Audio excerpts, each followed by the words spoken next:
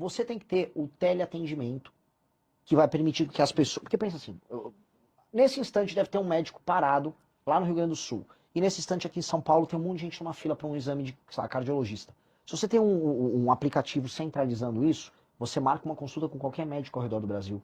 Por aqui, por telemedicina, por teleatendimento. Então quando você faz uma política com a estratégia de saúde da família, acompanhando as pessoas, e paralelamente você marca as consultas por teleatendimento com médicos ao redor do Brasil, esse erro, vamos dizer, de uma hora tem indisponibilidade, em alguns lugares tem muita disponibilidade, começa a ser equilibrado via teleatendimento. A gente começa a recalibrar o sistema para você diminuir a fila nas consultas. Isso tem um efeito enorme. E aí, para mim, o que vem a ser a joia da coroa, o uso de inteligência artificial e o uso de machine learning via prontuário único. Nós vamos lançar uma coisa que vai chamar o Pronto, que é o prontuário único de todos os atendimentos que a pessoa teve. Com esse prontuário único, ou seja, a pessoa foi atendida num posto de saúde, foi num BS, fez um exame, fica a base de dados dele toda lá. Esta base de dados, ela é revisitada regularmente por inteligência artificial, que vai pegar os padrões no atendimento e avisar, olha, essa pessoa aqui, ela tem uma alta probabilidade de desenvolver diabetes. Então, o agente de saúde, ele já sabe na região dele que aquela dona de casa vai desenvolver diabetes. O que eu posso fazer para evitar que ela tenha diabetes? Aquela pessoa começa a ter uma política para evitar isso. Por quê? Porque no fim disso isso significa não só que a vida dela melhora, tem um aspecto humano, mas tem um aspecto financeiro. Vai gastar menos, muito menos o Estado. Se você evita que a pessoa vá para uma mesa de cirurgia, que a pessoa vá para um tratamento de uma doença crônica, você consegue mitigar gastos que são gigantescos no SUS. Então, o que a inteligência artificial vai fazer é colossal. Você já pensou em remanejamento de estoques? Por exemplo, olha, eu vou precisar de determinados estoques para malária, remédio para malária na região norte. Nessa aqui está tendo um surto, então tem que ter estoques para cá, tem que ter estoque para lá. Você remaneja estoques de medicamentos, médicos, fluxo de envio de técnicos para determinadas regiões. Então você consegue fazer com que o sistema opere melhor, atenda melhor determinados gargalos. O que a gente vai economizar dinheiro, melhor de atendimento com essa medida, assim, é uma revolução. A grande revolução técnica de gestão do nosso governo é uma revolução na saúde. Alguns países estão focando nisso, especialmente os países que têm sistemas centralizados como o Brasil, que vem ser a Inglaterra, uma China em alguma medida, e El Salvador fez. Todo mundo fala do Bukele de El Salvador na parte de segurança. Vejam o plano dele de saúde, fez junto com o Google. É maravilhoso. Interessante. Indo para a economia, você já falou aqui na entrevista, você acha que depois de passada a eleição vem uma grave crise por aí? A gente já está na grave crise, né? A expectativa dos juros futuro é só de subida. A gente está tendo um surto de recuperações judiciais agora. A gente está tendo... A inflação continua subindo, por isso que estão subindo os juros, porque a inflação está aumentando. Contas públicas indo para uma trajetória de dominância fiscal. Naturalmente, eu ganhando a eleição, dado que eu já tenho um plano econômico muito agressivo para resolver a questão fiscal no Brasil, você muda o clima do mercado, mas o mercado, né, e os investidores nacionais e internacionais vão querer ver ações concretas. E quais são essas ações concretas? Essa reforma fiscal poderosa que vai colocar déficit nominal zero no Brasil. Um déficit nominal zero, com uma PEC que vai economizar 3,3 trilhões em 10 anos, a gente fala em colocar as contas públicas em ordem. E aí você passa a ter um fluxo maior de capital está sendo trazido para cá, a curva de juros caindo, você tem um efeito de crescimento econômico, com juros menores você consegue, as pessoas contraem dívidas, o investimento aumenta, tiram dinheiro da renda fixa, bota dinheiro em investimento, bota dinheiro na bolsa como um todo.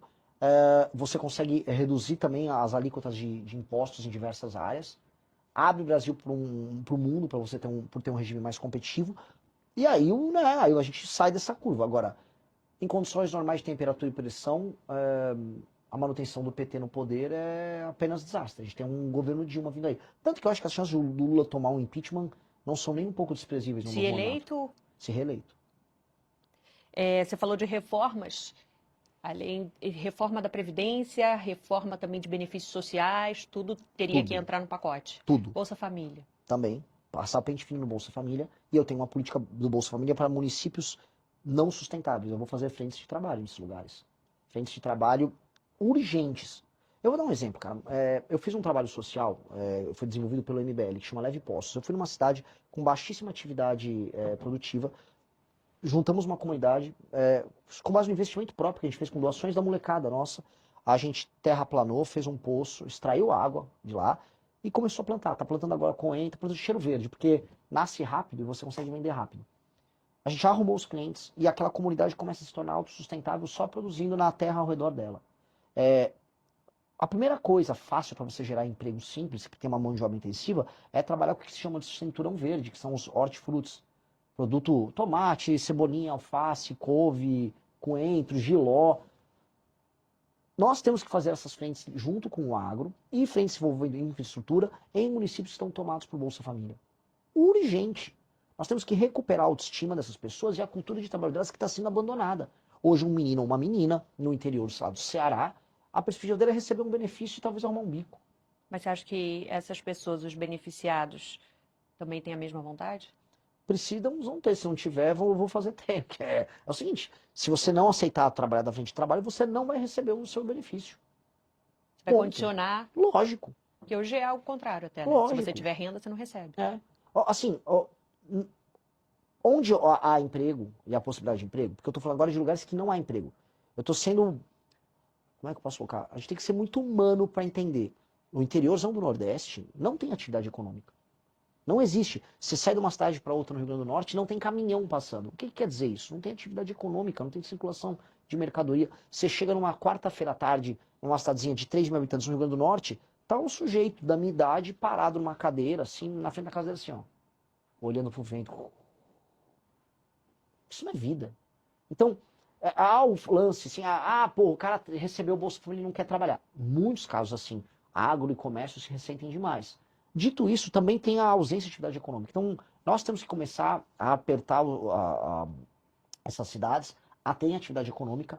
O governo, e assim, a infraestrutura e o cinturão verde são dois caminhos muito rápidos para você já inserir essas pessoas no mundo do trabalho. E assim, eu estou te dando uma alternativa. Não quer trabalhar, não vai receber Bolsa Família. Não vai. Agora, tem lugares que não conseguir chegar lá, continua lá com o Bolsa Família e vamos resolver de outra maneira. Então, indo para a questão fiscal, vai ter que passar pente fino em benefícios sociais. O BPC tem um monte de fraude. Um monte de fraude. E o BPC, o valor é muito maior do que o Bolsa Família. E ainda é corrigido de acordo com o salário mínimo. É um monte de fraude. Arrumei uma briga enorme aí, continuarei arrumando a briga. A máfia do laudo falso do autismo. Se eu quisesse pegar um laudo falando que eu sou autista, eu conseguia. Eu já sou meio hiperfocado e tal. Hoje você tem laudo falso, tô falando. Para conseguir benefício? Lógico. Hoje, com a lei Berenice Piana, lá de 2012, foi equiparado a outras deficiências o autismo. Então, uma pessoa que é deficiente, por exemplo, a pessoa perdeu uma perna, perdeu os movimentos, ela não paga imposto na hora de comprar um carro. Faz sentido, aquela pessoa, né, é todo um esforço que ela tem para ter aquele carro. Aí um autista, nível 1, que consegue um laudo malandro e não paga imposto para comprar. Pô, isso é injusto. Com todo mundo na cadeia. A começar pela pessoa que tem uma deficiência e fica na fila para conseguir o benefício que ela merece, porque uma pessoa, conseguiu um laudo do autismo, aí põe aquele colarzinho, fica se fingindo de deficiente para obter benefício. Não estou falando que todo autista faz isso. Tem pessoas que são autistas que eventualmente precisam do benefício.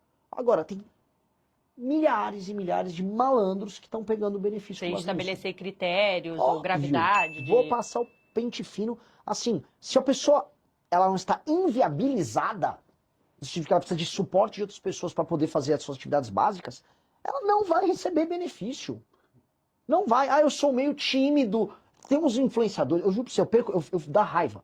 Porque tem uns influenciadores, assim, famosos. Tem um menino, o Yuji, um japonesinho. Eu sou autista nível 1. Calma aí, cara. Você é um autor, apresentador de TV, ganha bem pra caramba e não quer pagar imposto? Toma banho, cara, sabe? Vamos parar com essa... Isso é tiração de sarro com as pessoas. Isso é tiração de sarro com autistas que precisam, com mães de autista que, pô, a vida dela é um inferno. Essa pessoa precisa de um benefício que ela não consegue trabalhar para sustentar. Então, pô, a mãe do autista real precisa, o malandro não. Isso dá uma raiva. Porque são, assim, o brasileiro encontra brechas para fazer a malandragem dele. E isso está custando muitos bilhões. Isso é só um pedacinho das fraudes. E os penduricalhos, os super salários do alto funcionalismo. E as renúncias fiscais de empresas que não precisam. E vamos botar aqui os reajustes automáticos e a falta de incentivo no serviço público para que as pessoas tenham desempenho. A gente vai reformar tudo isso. Isso você acha que você consegue aprovar? Preciso aprovar. Essa é a primeira coisa que eu preciso aprovar. A reforma fiscal. Isso é a primeira coisa. Assim, aí, cara, assim, se eu ganhar a eleição, eu acumulei capital político. Eu vou gastar meu capital político fazendo isso. Vamos lá, agora outra também medida que você anuncia que deve dar um trabalho para gastar também boa parte do capital político que ainda sobrar, a reforma do Estado. Você falou das questões dos municípios e você tem falado muito sobre a proposta de fundir municípios. O Brasil tem 5.570 municípios.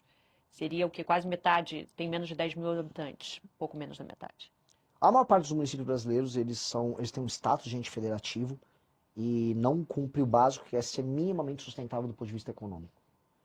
Eu não vou cometer injustiças. Por exemplo, eu conversei com alguns prefeitos do Rio Grande do Sul que falaram, pô, meu município tem 5 mil habitantes, Renan.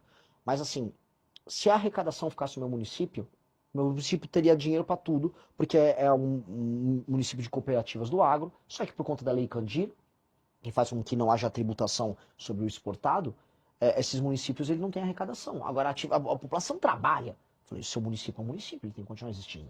Agora, um município sem atividade econômica, o que é diferente é a arrecadação, por que ele é um município? Por que o Estado do Brasil tem que sustentar um prefeito, 9 vereadores no mínimo, um monte de secretário que não faz P nenhuma, e bancar tudo aquilo para eles fingir que tem uma bandeira e tem uma eleição, que ele compra o voto das pessoas e emprega metade da população na máquina pública? Não. Não. E aí, vão ser de duas maneiras. Eu vou tentar estabelecer o critério e fazer a fusão. Se eu não conseguir, eu vou fazer o que o Japão fez, a Itália está fazendo, que é assim, olha, se você não se adequar, tá, você vai perder o status de município. Então a gente dá um prazo para ele se adequar, aumentar a atividade econômica e se tornar autossustentável. E se você se fundir com o seu município vizinho, ambos os municípios vão receber uma injeção de investimento. Então eu crio sistemas de incentivo para que a fusão ocorra. Porque o que aconteceu dos anos 90 para cá foi que houve um incentivo muito grande, porque era muito fácil abrir município. Então, em geral, grupos políticos menores dentro de uma cidade falavam, cara, é mais fácil eu ganhar eleição na cidade ou eu separar essa área que eu sou dominante? Então, vários vereadores e suas famílias dividiam as cidades e criavam a cidade deles. Eles viraram um próprio senhor feudal ali. A gente tem que reunificar essas cidades. Tem que fazer cair para menos de 3 mil cidades no Brasil. Isso vai ter um efeito administrativo colossal. Melhoria nos serviços públicos. Isso vem acompanhado da grande revolução política que vai fazer, se tudo der certo, ser lembrado nos livros de história como o maior presidente que o Brasil já teve, que é a Lei de Responsabilidade Gerencial, que é estabelecer indicadores de desempenho para os municípios e depois para os governos estaduais. E vai funcionar assim. O município, o prefeito já assume com as metas. Olha, aqui o IDEB nas escolas é tanto, o SAEB é tanto, vocês estão abaixo da média aqui, não tem saneamento básico, a mancha de crimes urbana está alta nessa região aqui na cidade, a fila nas UPAs está em tal grau aqui nessa métrica, o PIB da cidade, a atividade econômica é mínima. Você tem que subir isso para isso, tá. Se você sobe, você ganha pontos. Todas as emendas são condicionadas a você entregar essas metas e vai ter um comissário do governo federal acompanhando a implementação dessas metas e acompanhando o pagamento. O dinheiro não está vindo do governo federal? É o que manda, via o Fundo de Participação dos Municípios. Então eu vou ter um controller do governo federal do lado do prefeito. Se ele não estiver gastando direito, a gente interfere na gestão pública daquele município. Se o prefeito não entregar o básico dos indicadores, ele perde direitos políticos e não concorre por 8 anos. Agora, e se ele entregar? Se ele entregar, o fundo partidário deixa de ser determinado pelo número de deputados eleitos e passa a ser determinado pelo número de pontos que o prefeito ganha atingindo as metas. Portanto, a função política do prefeito é entregar coisas boas para as pessoas, indicadores bons de desempenho, a começar por atividade econômica, que emancipa aquele município do ponto de vista econômico. Aí não vai ser popularidade, porque o prefeito ele vive de comprar voto das pessoas e de fazer um show do Wesley Safadão ou dessas outras porcarias que as pessoas gostam pra ganhar o voto da população. É isso que os caras fazem. O circuito de shows que tem nos municípios pequenos. Agora no Nordeste começou o São João. E o prefeito sabe que ele só ganha voto fazendo São João. Agora a deputaiada toda vai encontrar os prefeitos para ficar dançando forró com dinheiro que não tem, com o país quebrado. Eu acho isso uma vagabundagem. Então, quer fazer seu show do Wesley Safadão? Bate as metas. Então a gente vai criar um sistema de incentivo para o prefeito que bate meta crescer, para o partido político se remunerar só pelas entregas dos prefeitos e, paralelamente, punir os maus prefeitos. Essa revolução é uma revolução que vai fazer com que de baixo para cima a administração pública melhore. Melhorando de baixo para cima, melhora a qualidade da representação em Brasília. Melhorando a representação em Brasília, melhora o debate público. Melhora o debate público, melhora o país. Agora, a implementação disso é difícil. A questão da fundição dos municípios... A fusão é mais difícil. A fusão, você já teve a proposta anterior com o presidente Bolsonaro em 2019, a PEC do Pacto Federativo. Ele nunca andou. E ele tinha uma das maiores bases, se não a maior base ali na Câmara, não conseguiu avançar. Ele nunca andou, nunca quis, nunca teve vontade. O que o irrita no Bolsonaro é que, assim, ele ganha uma eleição e ele não sabe o que fazer. Ele entrou, como, sabe, se me dá eu adoro Fórmula 1. Ah, mas me dá agora, sei lá, uma McLaren pra eu sentar. Eu não vou saber o que eu vou fazer. É o Bolsonaro quando entrou no poder. Ele chegou lá, ok, o que eu faço? Não sabia. O Paulo Guedes também não sabia. Quando o Paulo Guedes propôs uma reforma tributária, ele pegou com a Receita Federal. Essa reforma dos municípios foi uma das poucas coisas originais que veio do Paulo Guedes. Legal, bacana. Agora eles não andaram. Porque para você viabilizar, você tem que procurar o caminho A, B, C e D. Tem vários caminhos para a gente fazer a fusão dos municípios, mas a fusão é só uma parte. A lei de responsabilidade gerencial eu posso fazer por projeto de lei, mas nem PEC. E aí é fácil de passar. A gente está caminhando para o final, resta pouco tempo, mas ainda um tema que eu queria tratar com você. Eu sei que você tem falado bastante meio ambiente, queria levantar a bola das terras raras. Uhum. Você tem falado muito que é o novo ouro nosso, o Brasil tem a segunda maior reserva do mundo, e o tema está caminhando no Congresso, mas é um tema estratégico também. Como é que você ia tratar, se eleito, a questão das terras raras? De que forma estratégica? Considerando uma questão de soberania nacional, nesse caso, ou não, vamos buscar parcerias. O governo americano agora é sócio de uma empresa também ali, que foi comprada em Goiás. A do Rio Verde. A empresa americana que comprou, ela tem participação do governo americano. Do governo americano. O governo americano trata esse assunto de maneira tão estratégica que ele assumiu sociedade não só com uma, mas vai assumir com várias outras empresas americanas na área de terras raras. Para entender a gravidade desse assunto, não existe indústria de defesa americana sem terras raras. E as terras raras a China tem as maiores reservas e ela é o maior processador de terras raras do mundo. Mais de 90% é processado na China. Então, para os Estados Unidos terem autonomia neste século para existir, eles precisam do Brasil. Precisam extrair e processar. Pô, não só os Estados Unidos precisam, o Japão precisa, Taiwan precisa, a Europa precisa. Então o Brasil pode virar o polo disso. Se a gente contar com a elite vagabunda que nós temos aqui, é vagabunda essa elite, banqueiro vagabundo, político vagabundo, eles vão extrair e mandar lá para fora. O governo nosso, por isso que precisa ser o governo nosso, precisa fazer uma cadeia completa. Isso para você fazer a cadeia completa, que não é só extrair e processar, é extrair e processar, fazer o ímã, porque precisa ser ímã, e pro ímã fazer a bateria aqui. Agora tem um impacto ambiental gigante, né? Tem. A China não liga. A região fronteiriça com a Mongólia, onde eles fazem isso, ela é talvez o maior desastre ambiental em área terrestre do mundo. É horrível. E ninguém fiscaliza. O Brasil consegue fazer. Os Estados Unidos têm tecnologia agora para processamento de terras raras na parte magnética, mais ou menos limpo. A África do Sul tem tecnologia limpa. A gente está desenvolvido pelo Brasil, pela Magbras, uma iniciativa nessa linha, e nós temos que ter um processamento limpo. A gente está falando de regiões no Pará, no Ceará, na Bahia, Minas Gerais, em Goiás, possivelmente São Paulo também, que tem isso, e isso é um recurso natural que vai fazer diferença para o mundo. Então a gente vai ter que extrair sem poluir, e vai ter que extrair sem poluir e fazer a cadeia no Brasil. Feito isso, o Brasil que termina o século XXI, ele é completamente diferente do Brasil que começa. Ele será uma das 5 maiores nações do mundo, poderosa e com tecnologia. É a nossa porta de entrada para uma grande oportunidade. Tem tudo para dar errado. Mas se eu ganhar, vai dar certo. Renan, 1 minuto para as conclusões finais. Manda aí. Você que está me assistindo, você que assistiu essa propaganda, você está desiludido com o seu país e todo mundo está desiludido com o seu país. Porque é uma sequência de fracassos. E você sente que o Brasil nasceu para ser aquele fracasso histórico. Nem futebol mais a gente vai bem. Tem que ficar torcendo para talvez ganhar de Marrocos. O que eu quero falar para todos vocês o Brasil nasceu para ser uma das 5 maiores nações do mundo. E o nosso problema é um problema de liderança. Nós temos as piores lideranças políticas do mundo. Se nós trocarmos a liderança política do Brasil, e tivermos um foco em tornar o Brasil, esta nação, uma das 5 maiores nações do mundo, o seu futuro será glorioso, o meu futuro será glorioso, o futuro dos teus filhos será glorioso. Basta encarar nossos problemas e parar de conversa mole. É isso que eu estou propondo. Sem conversa mole, sem querer te agradar, falando a mentira doce que engana, mas que machuca, e sendo verdadeiro. Meu nome é Renan e eu estou aqui à disposição para esta grande aventura.